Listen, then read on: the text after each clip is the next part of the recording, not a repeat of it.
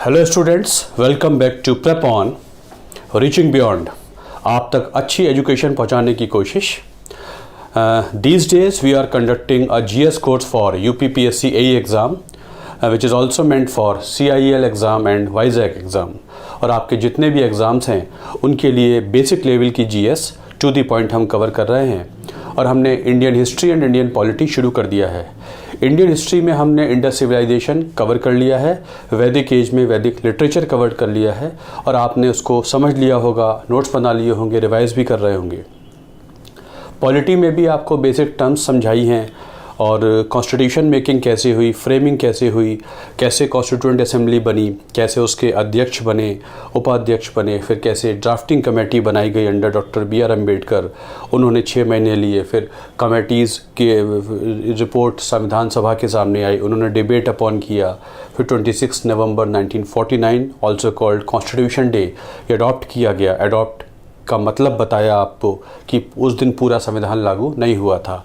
26 जनवरी का सिग्निफिकेंस बताया कि पूर्ण स्वराज रेजोल्यूशन पास हुआ था दिसंबर 1929 में। वही तय हुआ था कि आने वाली 26 जनवरी 1930 को हम इंडिपेंडेंस डे मनाएंगे, तो इसलिए सिग्निफिकेंस था।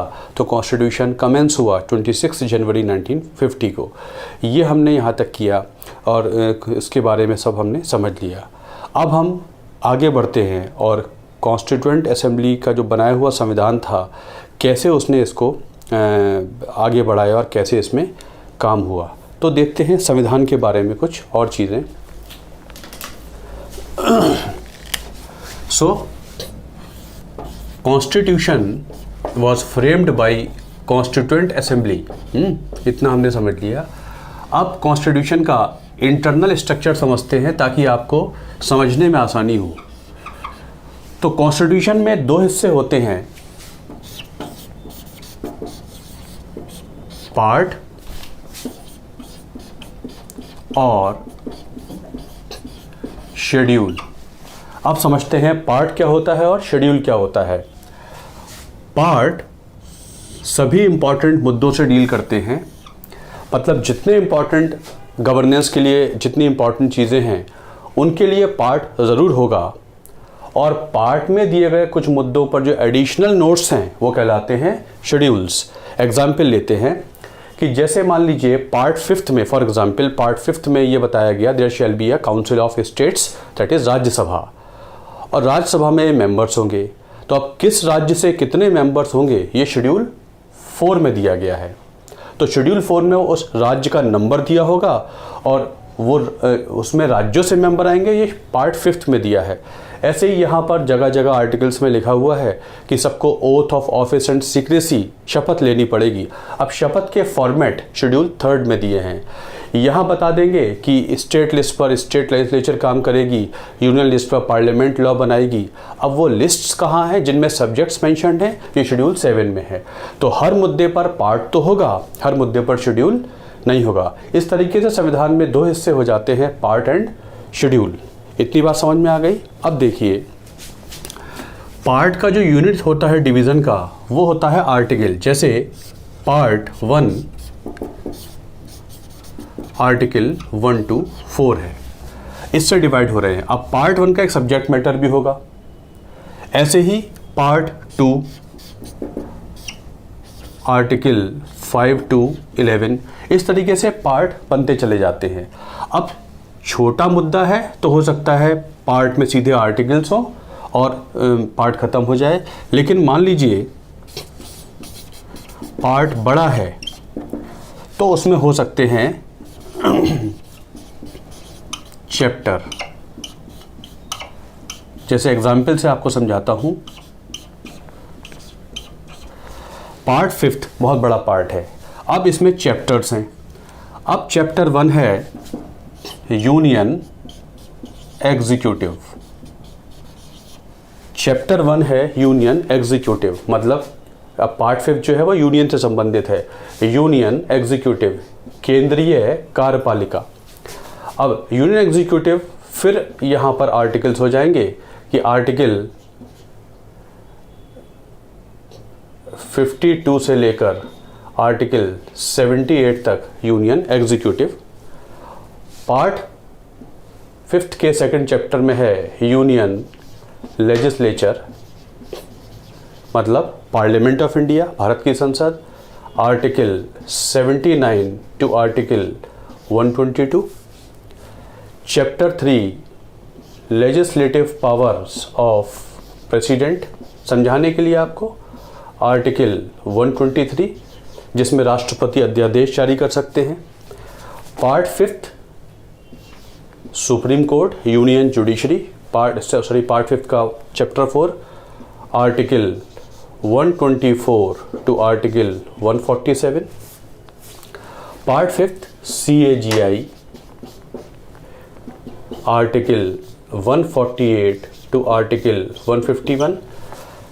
देखिए, तो इस तरीके से हो सकता है पार्ट में चैप्टर ना हो या पार्ट बड़ा है तो चैप्टर हो सकता है, मतलब उसमें सब पार्ट्स हो सकते हैं और उनमें आर्टिकल्स हो सकते हैं। इस तरीके से ये बढ़ जाते हैं। अब हो सकता है कि आर्टिकल भी बड़ा हो, तो article 124 clause 1, article 124 clause 2, article 124 clause 3, 124 clause 4। अब इतना आपको समझ लीजिए, याद करने की नीड नहीं है।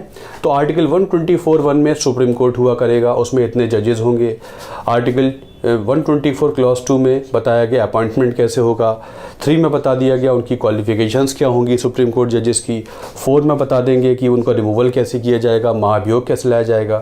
तो इसका मतलब पार्ट में हो सकते हैं आर्टिकल्स, या फिर पार्ट बड़ा हो तो उसमें चैप्टर्स हो सकते हैं, चैप्टर्स में होंगे आर्टिकल्स, या आर्टिकल्स के सब क्लॉज भी हो सकते हैं 1 2 3 4, या फिर आर्टिकल बहुत बड़ा है तो क्लॉज के सब क्लॉज भी हो सकते हैं, जैसे कि fundamental right, freedom to speech, जितने बेसिक फ्रीडम्स हैं उसमें 19(1) और 1 का फिर 1B, 1C, 1D like this. इस तरीके से संविधान में हुआ करते हैं parts and schedules, parts and schedule, इसमें बटा हुआ है संविधान। तो इतनी बात आपकी समझ में आ गई होगी कि पार्ट है, पार्ट में हो सकते हैं चैप्टर्स, चैप्टर्स में हो सकते हैं सब पार्ट्स, मतलब उसके सेक्शंस, उनमें आर्टिकल्स होते हैं। इस तरीके से पूरा संविधान बटा हुआ है। इतनी बात समझ में आ गई। अब देखते हैं कि इम्पॉर्टेंट पार्ट्स कितने हैं, और उससे पहले एक चीज़ ये भी जान लेते हैं कि जब ये संविधान बना था तो इसमें हुआ करते थे 22 parts and 8 schedules and 395 articles. इतने आर्टिकल्स इसमें हुआ करते थे। आफ्टर 103 अमेंडमेंट्स, 103 बार ये संशोधन हो चुका है, चेंज हो चुका है। अब इसमें होते हैं 25 पार्ट्स, 12 शेड्यूल्स, अभी भी आर्टिकल्स 395 ही हैं, अभी कोई नया आर्टिकल नंबर जनरेट नहीं हुआ। अब देखिए, अब एक बात समझिए, कई बार अमेंड हुआ, नए नए आर्टिकल्स जोड़े गए, कुछ आर्टिकल्स निकाले गए। अब देखिए, अब हम कह रहे हैं कि जब शुरू हुआ था तब भी आर्टिकल 395 थे, आज भी आर्टिकल 395 हैं। तो देखिए, article 21 is right to life, इसे राइट टू लाइफ कहते हैं, है ना, बड़ा इंपॉर्टेंट आर्टिकल है। अब सुप्रीम कोर्ट ने कुछ केसेस में कहा कि right to primary education is equal to right to life, है ना। अगर बच्चे को सही समय पर शिक्षा ना मिले तो आगे चलकर वो अपना राइट टू लाइफ एंजॉय नहीं कर सकता। इसलिए शिक्षा देना तो एक बात, सही समय पर शिक्षा देना बहुत ज़रूरी है। ये सुप्रीम कोर्ट ने अपना फैसला दिया।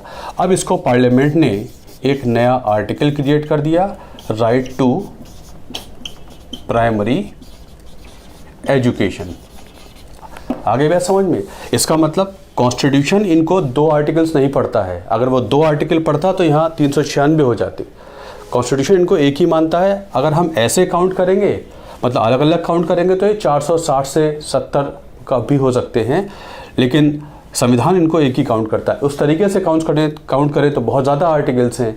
वैसे अभी भी कोई नया आर्टिकल जनरेट नहीं हुआ है, क्योंकि जो संविधान बन चुका है उसी की लिमिट्स में उसमें संशोधन किए जाते हैं। ये क्या है, ये अभी देखते हैं।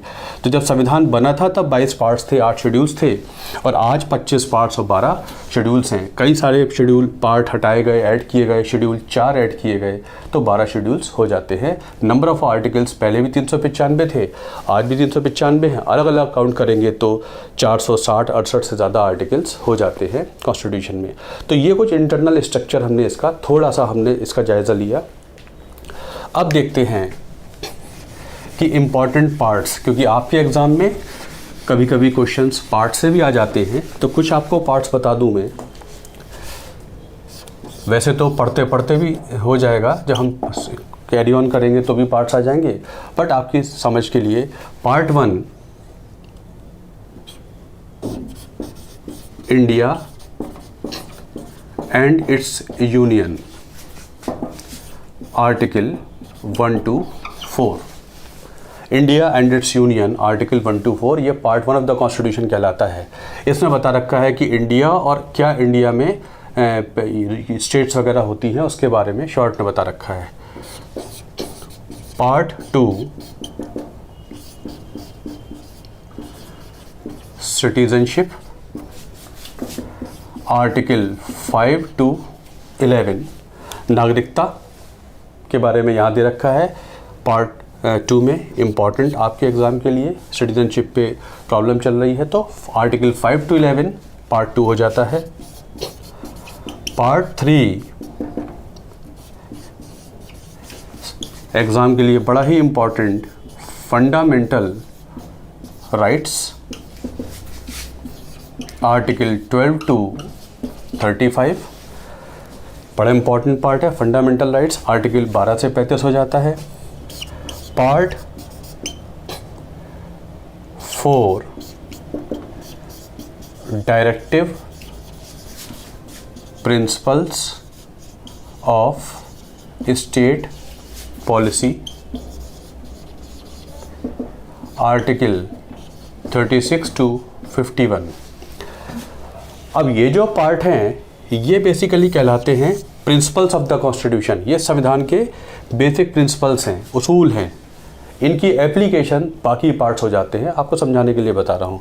तो ये सारे रूल्स एंड रेगुलेशंस एक तरीके से समझ लीजिए। Part 3, part 4 DPSP, citizenship, like this, इस तरीके से कुछ इंपॉर्टेंट पार्ट्स हैं और इनमें इस तरीके से आर्टिकल्स में बटे होते हैं। ये मैंने आपको पहले भी बताया। तो ये कुछ पार्ट्स हैं। कुछ और इम्पॉर्टेंट पार्ट देख लेते हैं ताकि आपको आगे तो आएगा ही बट याद रह जाए। ऐसे ही कभी कभी एग्ज़ाम में पूछ लिया जाता है कि पार्ट 5 क्या है, यूनियन के बारे में है। पार्ट 6 क्या है, स्टेट्स के बारे में है। मतलब यहाँ पर union executive, union legislature, union judiciary and CAGI। मतलब पार्ट 5 में मैंने अभी बताया था चैप्टर्स होते हैं बहुत सारे, तो यूनियन सेंटर से संबंधित है। यहाँ यूनियन एग्जीक्यूटिव मतलब president, vice president, council of ministers. यहाँ पर union legislature that is parliament, Lok Sabha, Rajya Sabha, supreme court के प्रोविजंस हैं। Comptroller and auditor general of India CAGI, तो ये पार्ट 5 हो जाता है। ऐसे ही पार्ट 5 का रेप्लिका है पार्ट 6, जहाँ पर एग्जीक्यूटिव है, यहाँ राष्ट्रपति है तो यहाँ गवर्नर हो जाएगा। यहाँ पर लोकसभा, राज्यसभा है, यहाँ विधानसभा, विधान परिषद हो जाएगी। ऐसी स्टेट के बारे में हाई कोर्ट हो जाएगा। इस तरीके से पार्ट 6 हो जाता है। पार्ट 8 यूनियन टेरिटरीज के बारे में है। पार्ट 8 यूनियन टेरिटरीज के बारे में है। जैसे दादर नगर हवेली दमन दीव को जोड़ दिया गया तो कहाँ चेंज हुआ होगा, पार्ट 8 में चेंज हुआ होगा। तो यूनियन टेरिटरीज के बारे में है। पार्ट 9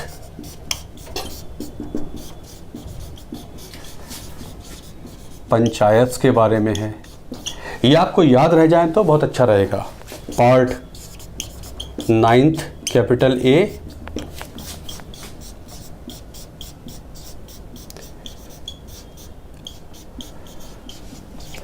म्यूनिसिपैलिटीज़ के बारे में है। पार्ट 9 कैपिटल A म्यूनिसिपैलिटीज़ के बारे में हो जाता है ना। ऐसे ही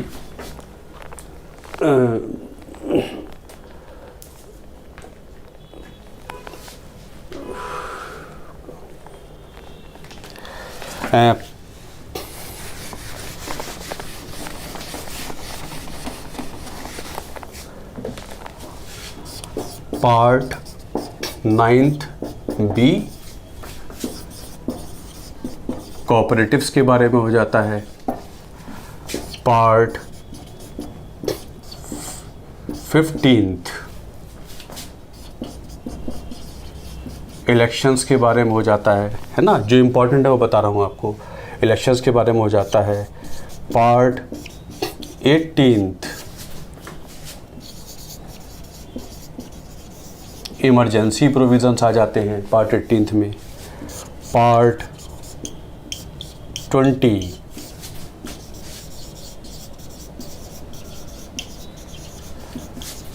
अमेंडमेंट टू द कॉन्स्टिट्यूशन, संविधान में संशोधन करना हो तो पार्ट 20 है, पार्ट 21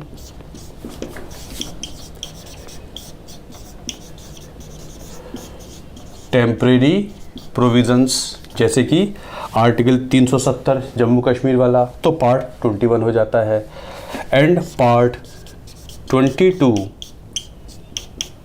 इसमें फिर संविधान का टाइटल एट्सेट्रा, उसका नाम वगैरह क्या है, आर्टिकल 393 वगैरह सब दिया हुआ है। इस तरीके से कुछ इम्पॉर्टेंट पार्ट हो जाते हैं संविधान के, जो आपको याद कर लेने चाहिए। आगे पढ़ेंगे तो पार्ट के नंबर आते ही रहेंगे। तो these are certain parts of the constitution. ये कुछ पार्ट्स होते हैं। ऐसे ही हम देखते हैं कुछ शेड्यूल्स होते हैं। Schedule 1 India and it's territory,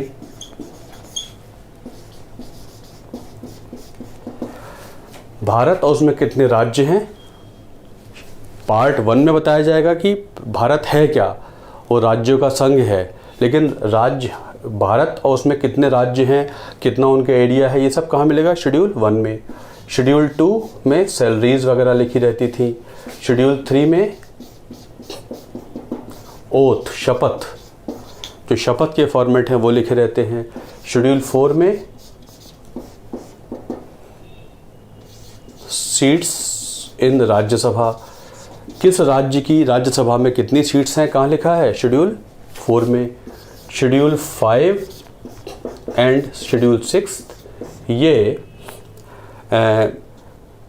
tribal areas वगैरह के लिए स्पेशल प्रोविज़न्स हैं, है ना। नॉर्थ ईस्ट की जो स्टेट्स हैं या जो ट्राइब्स हैं उनके लिए स्पेशल प्रोविज़न्स हैं।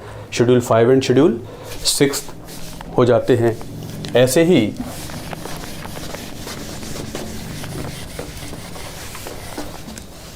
शेड्यूल 7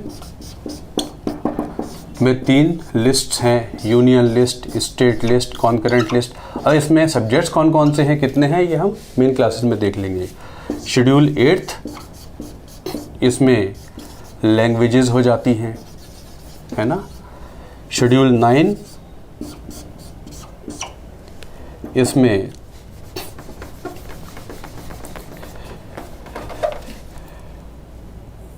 लैंड रिफॉर्म्स के बारे में दिया हुआ है। शेड्यूल 10 एंटी डिफेक्शन लॉ के बारे में दिया हुआ है ना।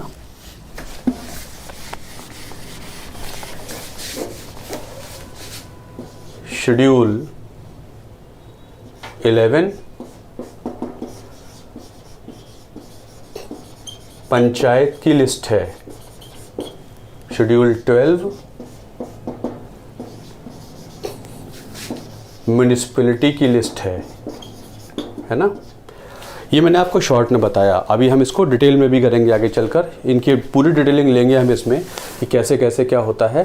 तो ये शेड्यूल्स हुआ करते हैं। इस तरीके से पूरा संविधान में हर चीज़ पार्ट्स में कवर हो रही है या शेड्यूल्स में कवर हो रही है। तो ये होते हैं पार्ट्स एंड शेड्यूल्स। अगर आप कुछ नोट ना कर पाए हो तो परेशान मत रहिएगा, आगे चल के तो इन्हें विस्तार से आपके एग्ज़ाम के पॉइंट ऑफ व्यू से विस्तार से पढ़ना ही पढ़ना है, जितना आपको ज़रूरी है। अभी मैंने आपको इंट्रोडक्शन देने के लिए बताया ताकि आपकी समझ में आ जाए। तो ये पार्ट्स एंड शेड्यूल्स होते हैं। इतना हमने समझ लिया।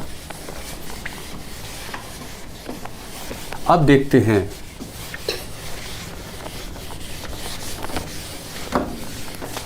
certain important features of the constitution।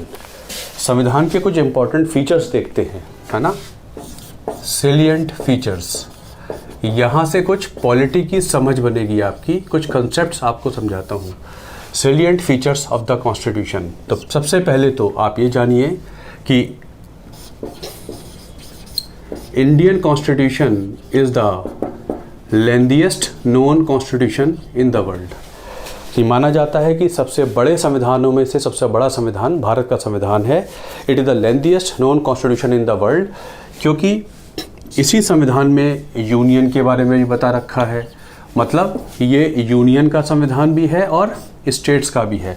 मतलब अमेरिकन संविधान तो काफ़ी छोटा माना जाता है, क्योंकि अमेरिका में राज्यों का संविधान अपना अलग होता है और अमेरिकन कंट्री का अलग होता है, लेकिन यहाँ राज्यों का संविधान भी और यूनियन का भी एक ही संविधान में। इसलिए यहाँ पर एडमिनिस्ट्रेटिव बॉडीज़ के बारे में भी बात की गई है, शेड्यूल्ड ट्राइब्स भी हैं, शेड्यूल्ड कास्ट भी हैं, रीजन्स के बारे में भी की गई है, स्पेशल जैसे जम्मू एंड कश्मीर है, नागालैंड है, इनके बारे में भी बात की गई है। क्योंकि इसमें सभी चीज़ों की बात की गई है, इसलिए ये बन जाता है बहुत बड़ा संविधान। तो it is the lengthiest constitution in the world, it is understood to be so. It is a borrowed constitution. वैसे संविधान बहुत बड़े नहीं होते, लेकिन इंडियन कॉन्स्टिट्यूशन चूँकि हर चीज़ को लेते हुए चलता है, इसलिए ये बहुत बड़ा डॉक्यूमेंट हो जाता है इंडियन कॉन्स्टिट्यूशन। आप कहते हैं कि इंडियन कॉन्स्टिट्यूशन बोरोड कॉन्स्टिट्यूशन होता है। It is a borrowed constitution. क्यों होता है बोरोड? संविधान सभा ने दिया है, उससे हमने बोरो किया है, इसलिए बोरोड होता है? नहीं होता। ब्रिटिश गवर्नमेंट ने दिया है, उससे बोरो किया है, ये भी सही नहीं है। इंडियन नेशनल कांग्रेस से बोरो किया है, ये भी सही नहीं है। इसलिए बोरोड कह देते हैं क्योंकि it is has been taken from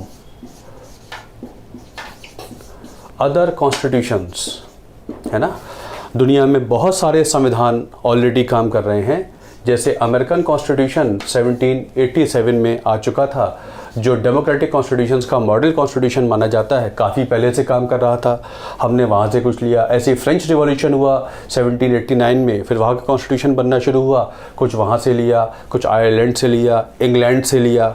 क्योंकि दुनिया में चलते हुए संविधानों से कुछ कुछ लिया गया है और इंडिया की कंडीशंस के हिसाब से उनको मॉडिफाई कर दिया गया, इसलिए इसको बोरोड कॉन्स्टिट्यूशन भी कह देते हैं। Because many of its provisions have been taken from other constitutions already going on in the world. हमारा संविधान तो बहुत देर में बना, तो हमको एक बेनिफिट था, क्योंकि पॉलिटिकल सिस्टम्स तो सभी देशों के लगभग एक से होते हैं। तो जो हमको सूट कर रहा था, हमने उस चीज़ को समझा, अपने हिसाब से मॉडिफाई करके अपने संविधान में जगह दे दी है। तो it is also called a borrowed constitution. Hope you understood, it is a borrowed constitution. वैसे फिर भी आपसे पूछा जाए कि इंडियन कॉन्स्टिट्यूशन ज़्यादा कहाँ से लिया गया है, तो आप बोलेंगे यूके से, इंग्लैंड से। The government of India act 1935, England से भारत के लिए कानून आते थे जिससे भारत चलता था ब्रिटिश इंडिया में, और जो आखिरी कानून था उसे कहते थे गवर्नमेंट ऑफ इंडिया एक्ट 1935। तो most of the provisions of the constitution have been taken from this government of India act 1935। तो इसलिए जब भी क्वेश्चन आए कि ज़्यादातर हिस्से संविधान के कहाँ से लिए गए हैं, तो आप बोलेंगे यूके से। वहाँ के संविधान को हम ज़्यादा फॉलो करते हैं, क्योंकि गवर्नमेंट ऑफ इंडिया 1935 उन्हीं के सिस्टम का था। तो इट इज़ लाइक दिस। फिर भी अगर पूछा जाए कि अगर ये कहा जाए कि Indian constitution is the modified form of government of India act 1935, तो आप बोलेंगे yes, government of India act 1935 को ही हमने चेंज कर दिया है, तो बन गया है हमारा संविधान। मतलब संविधान बनाने में हमने इसी को रेफरेंस मानकर इसी को चेंज करते चले गए, तो हमारा कॉन्स्टिट्यूशन बन गया था। फंडामेंटल राइट्स हमने अमेरिका से ले लिए, डायरेक्टिव प्रिंसिपल्स हमने आयरलैंड से ले लिया, ऐसे ही हम लोगों ने फंडामेंटल ड्यूटीज़ रशिया से ले ली, कॉन्करेंट लिस्ट ऑस्ट्रेलिया से ले ली, क्वाशी फेडरल सिस्टम कनाडा वाला हम फॉलो कर लेते हैं। लाइक दिस ये सारी चीज़ें हमारे संविधान में यहाँ से आ गई हैं, तो कह सकते हैं बोरोड कॉन्स्टिट्यूशन। अब ये भी कहा जाता है it is flexible as well as rigid. Indian constitution flexible as well as rigid भी है। ये फ्लेक्सिबल भी है और रिजिड भी है। क्यों है फ्लेक्सिबल? इसलिए है बिकॉज इट इज़ अमेंडेबल, क्योंकि ये संशोधन के योग्य बनाया गया है। तो कैसा है? फ्लेक्सिबल है। आर्टिकल 368 अभी बताया था आपको, पार्ट 20 में अमेंडमेंट टू द कॉन्स्टिट्यूशन हो सकता है, उसमें एक आर्टिकल है आर्टिकल 368। तो आर्टिकल 368 पार्लियामेंट को पावर देता है कि पार्लियामेंट जब चाहे, जितनी बार चाहे, आर्टिकल 368 की कंडीशंस को फुलफिल करे और कॉन्स्टिट्यूशन में कई सारे चेंजेस ला सकता है। तो क्योंकि ये अमेंडेबल बनाया गया है, संशोधन के योग्य बनाया गया है, तो ये कैसा है, फ्लेक्सिबल है ना, लेकिन थोड़ा बहुत रिजिड भी है। रिजिड इसको बना दिया सुप्रीम कोर्ट ने, इसको रिजिड बना दिया सुप्रीम कोर्ट ने। क्या मतलब है इसका रिजिड का?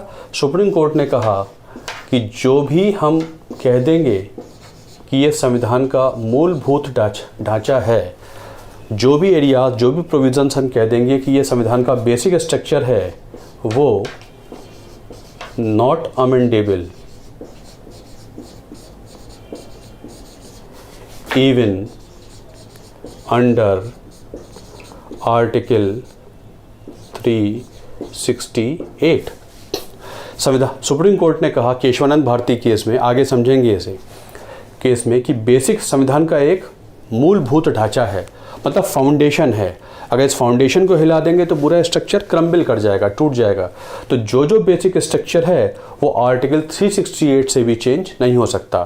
तो जहाँ तक बेसिक स्ट्रक्चर के प्रोविजंस हैं वो उस नाते तो ये रिजिड है, अदरवाइज ये फ्लेक्सिबल है। तो Indian constitution is both flexible as well as rigid, flexible भी है और रिजिड भी है।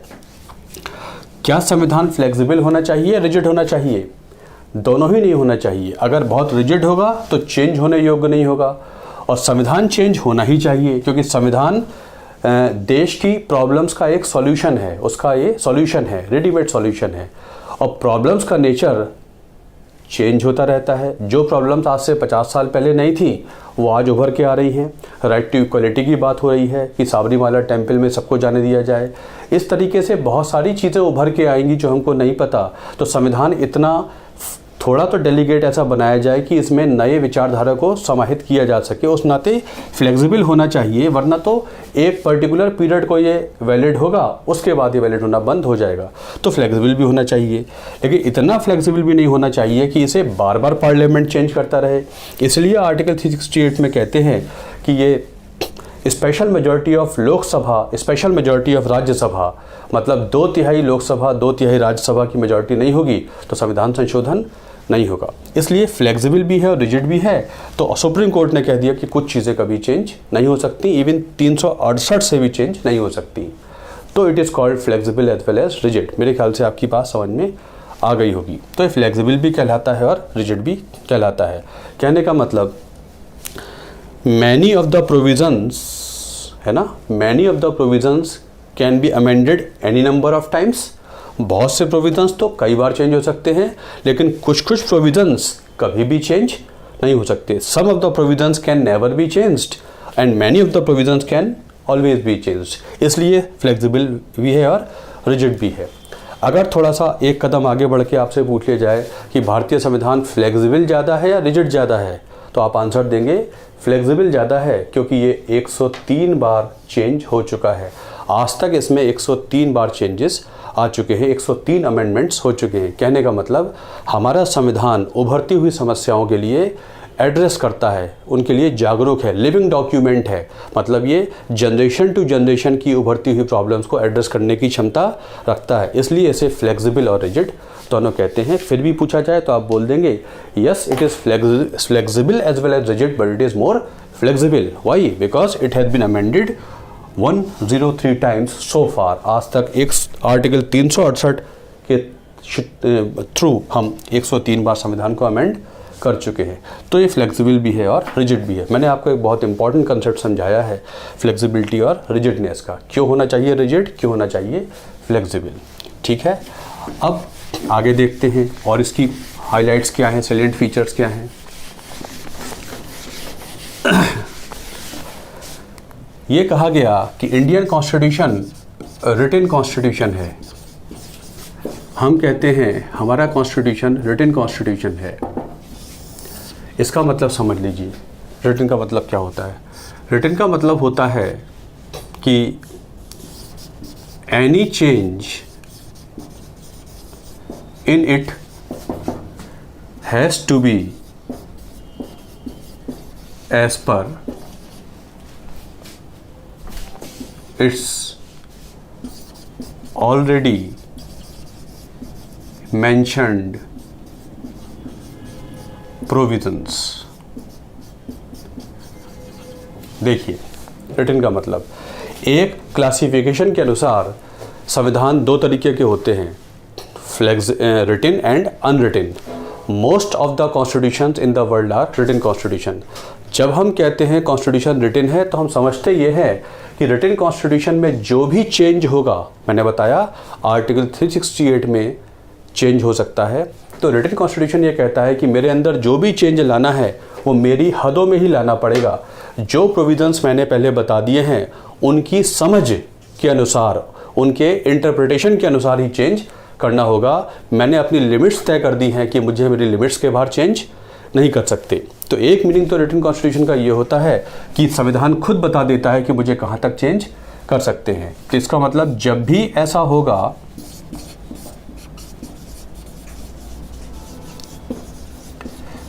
जब भी ऐसा होगा तो होगी सुप्रीमेसी ऑफ द कॉन्स्टिट्यूशन।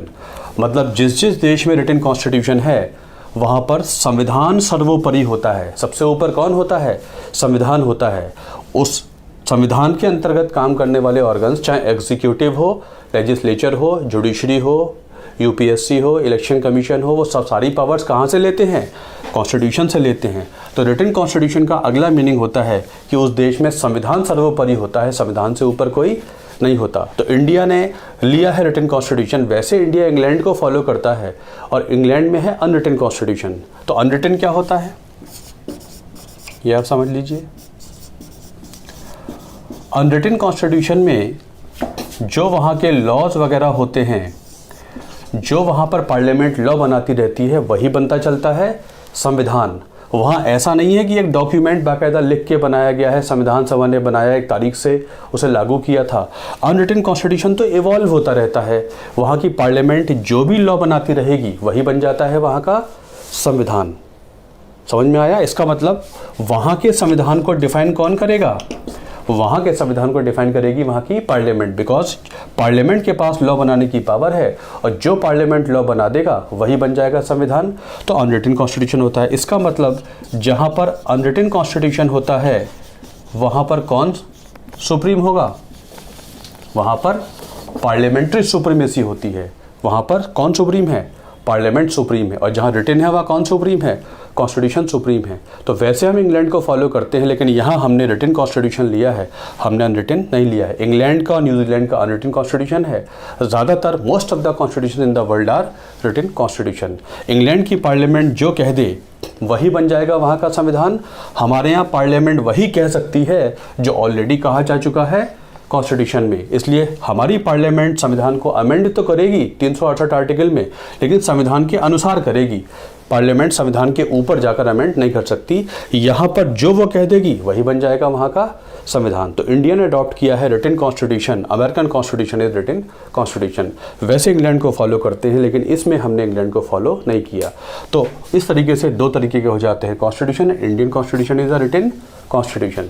मेरे ख्याल से बात समझ में आई होगी। Now,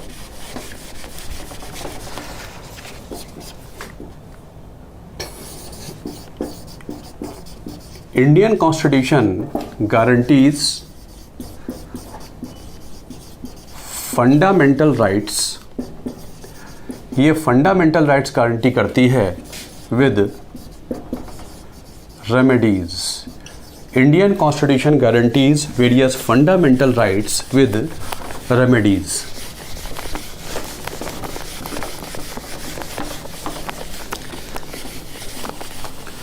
जब फंडामेंटल राइट पढ़ेंगे तो और विस्तार से समझेंगे। अभी हमको कुछ अधिकार मिलते हैं गारंटी के तौर पर, जिनको हम कहते हैं मौलिक अधिकार, फंडामेंटल राइट्स। फंडामेंटल राइट्स हमको दे तो दिए, लेकिन क्या अगर फंडामेंटल राइट्स वॉयलेट हो जाएं, इन्फ्रिंज हो जाएं, उनका उल्लंघन हो जाए, हनन हो जाए, अगर उनका हनन हो जाए तो हमको संविधान रेमेडी भी देता है कि हम सीधे सुप्रीम कोर्ट जा सकते हैं, हम हाई कोर्ट भी जा सकते हैं। मतलब फंडामेंटल राइट देना तो एक बात, फंडामेंटल राइट की सुरक्षा भी हमको संविधान में दी गई है। इसलिए it guarantees us who people को क्या, फंडामेंटल राइट्स, और फंडामेंटल राइट्स वायलेट हो जाएं तो with remedies in case of their violation, अगर उनका वायलेशन होगा तो उनकी रेमेडी भी कॉन्स्टिट्यूशन देता है। आर्टिकल 32 में we straight away can move to where, supreme court, and supreme court में जाके हम रिट लगा सकते हैं कि हमारा ये फंडामेंटल राइट वायलेट हुआ है ना। Right to freedom of speech and expression आजकल बात चल रही है, तो रिट लगा दी है सुप्रीम कोर्ट में आर्टिकल 32 में कई सारी संस्थाओं ने या लोगों ने कि हमको freedom of speech and expression नहीं मिल रहा है, हमको बात कहने का मौका नहीं दिया जाता है, बिकॉज आर्टिकल 19 में freedom of speech expression is our fundamental right. तो मेरी बात समझ में आ रही है। तो हमको संविधान फंडामेंटल राइट्स भी गारंटी करता है, रेमेडी भी गारंटी करता है अगर उनका वायलेशन हो जाए आर्टिकल 32 में। इट एस्टेब्लिशेज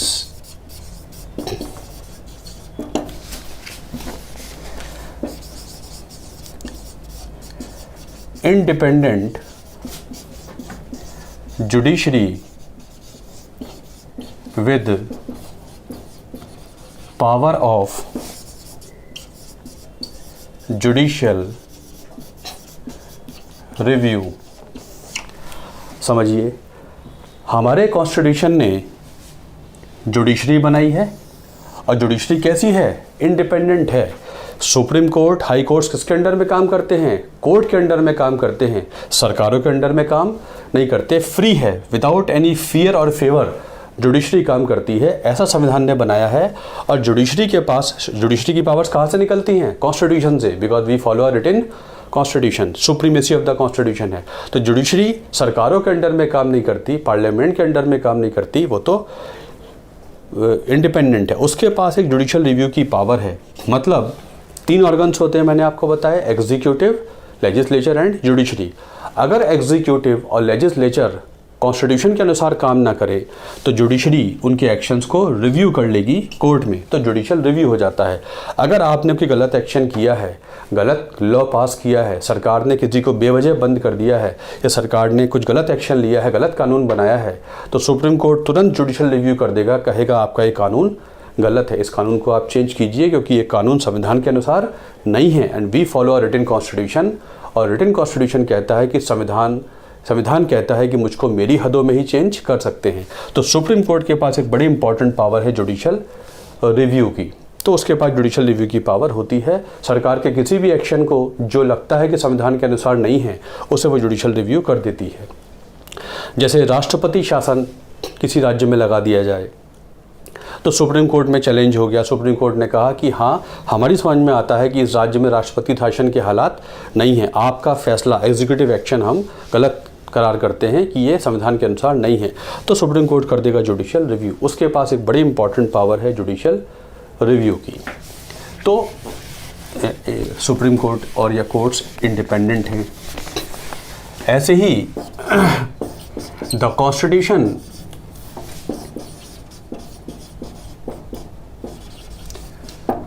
एकल नागरिकता की बात करता है। वैसे तो हमारे यहाँ राज्य हैं, बहुत सारे राज्य हैं, नागरिकता सिर्फ देश की होती है, राज्यों की नहीं होती। हम राज्यों में रहते तो हैं, राज्य के लिए भी हमारी फेथफुलनेस है, लॉयल्टी है, लेकिन देश की लॉयल्टी के आगे राज्य की लॉयल्टी काम नहीं करती। नागरिकता सिंगल है। अमेरिका में राज्यों की नागरिकता अलग है और देश की अलग है, वहाँ डुअल सिटीजनशिप है। हमारे यहाँ सिंगल है, भारत के ही नागरिक होते हैं, राज्य में रेजिडेंट होते हैं, रहने वाले होते हैं, नागरिक नहीं होते। तो Indian constitution recognises single citizenship. आगे बात करेंगे इसके बारे में।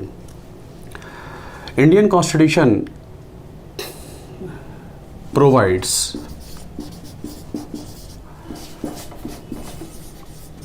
Directive principles of state policy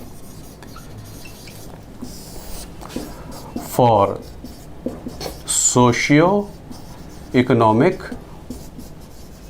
development. विस्तार से बाद में करेंगे। संविधान कुछ नीति निर्देश देता है पॉलिसी मेकर्स को।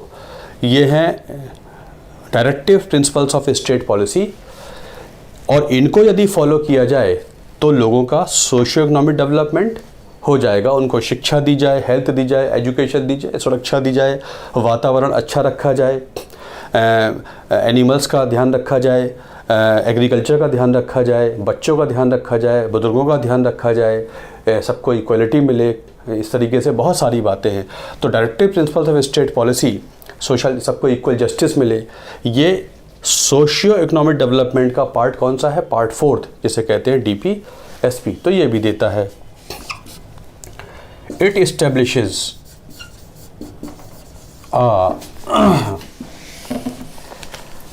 Quasi federal system. Indian constitution establishes a quasi federal system. ये एस्टेब्लिश करता है एक क्वाशी फेडरल सिस्टम।